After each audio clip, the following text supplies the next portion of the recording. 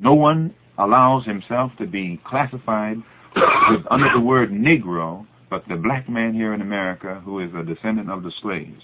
And very seldom is it ever applied to anybody but the black man here in America who is the descendant of the slaves. When you ask a man his identity, he should use a word that connects him with a culture. If you ask him his nationality, it should connect him with a nation. Like if I ask a man his nationality and he says German, that connects him with Germany. Or if he says, even if he says German American, it still connects him with having originated.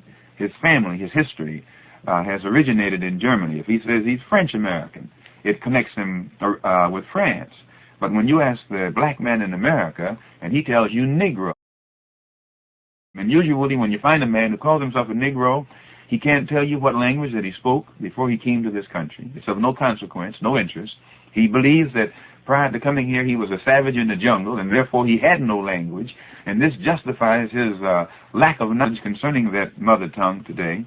And the history, as Mr. Baldwin pointed out, of the white man here in America and the black man here in America points up the fact that the Negro, or the man here who calls himself a Negro, is just an ex-slave. If he is an ex-slave, I'd rather say he's still a slave. But he's wearing his slave master's name, the name that was given to him during slavery.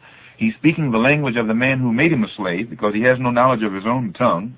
He only knows the history, his own history, as taught to him by his former slave master, who purposely hid from him his own history to make him think that he was an inferior being before being brought here, until the black man here in America is connected or reestablished or given some knowledge of his existence prior to coming here to America. His own appraisal of himself will be so low that he'll actually think that the white man is doing him a favor to let him be here in America no matter what his status is.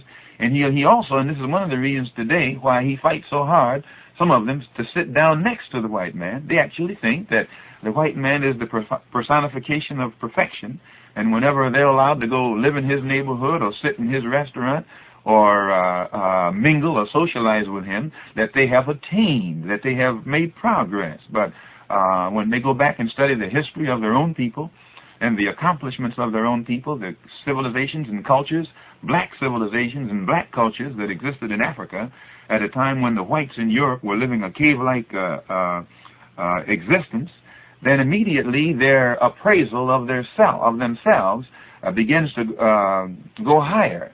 And they don't think that to beg somebody to mingle with them in this country is any kind of progress whatsoever.